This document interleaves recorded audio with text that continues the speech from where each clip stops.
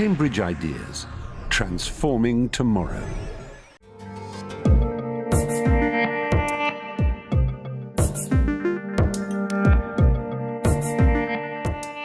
Humans view plants as vulnerable, defenseless, fragile things. But if we look around the world, what we see is that 99% of living organisms are plants. So plants can't be defenseless because they're always being attacked by animals. The first line of defense for a plant is a remarkably simple one. Plants cover themselves with hairs. If you want a really unpleasant experience, put a kiwi fruit into your mouth without peeling it. Revolting. The skin is covered in fine hairs, and those hairs are very unpleasant when they get into your mouth.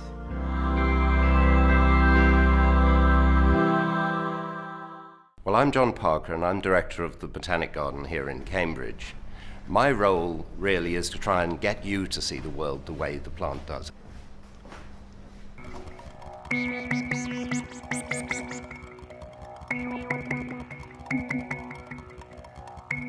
Hairs are the primary means of defense, but sometimes that defense needs to be greater. This plant has ferocious spines to keep grazing animals far away. There are below that little white patches. These have little spines themselves. If a grazing animal gets these tiny spines stuck in its sensitive parts, they irritate. And if they irritate, they carry on for a long time. It's a long-term deterrent to prevent that animal attacking the plant for a second time. Amazing.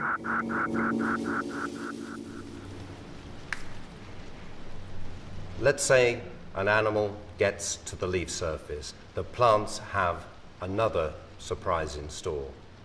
If an animal attacks this plant, then as soon as it bites into the leaf, it will get an injection of this white substance.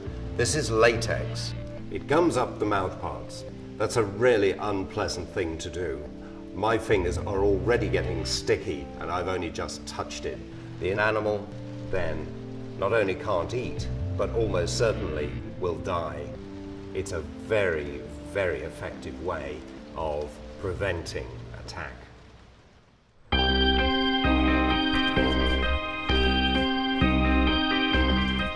Well, let's take you to one of these plants, which is quite often grown in gardens as a beautiful and defenseless plant. Far from it. Let's look at these fruits of ricinus, the castor oil plant. Now, inside these fruits, there are seeds. If you press them, an oil comes out, and that's the oil that we use in order to relieve our constipation. But what's left behind? In the seed is left a protein, and it's just as well. The protein's called ricin, and it is the most poisonous thing that we know. As little as 1 microgram per kilogram of body weight is enough to kill you or any other animal that wants to eat it. And it's the plants that are the great chemists of this world. They produce probably about 1 million different chemicals, and almost all of those chemicals are to prevent animals eating them. This is a yew tree. All parts of yew are deadly poisonous, but remarkably, the seeds are coated with this soft, sticky, red material, which is sweet.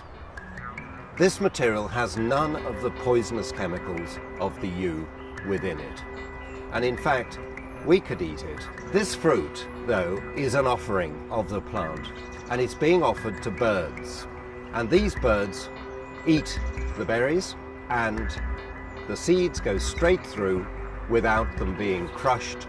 So the plant is providing nutrients for birds in exchange for the bird transporting the seeds so that it can then grow somewhere else, not under the parent tree itself.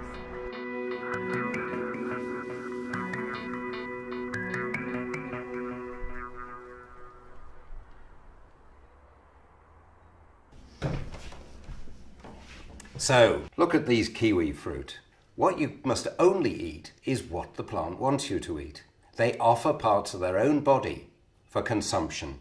That's the trick that plants use in order to deceive animals.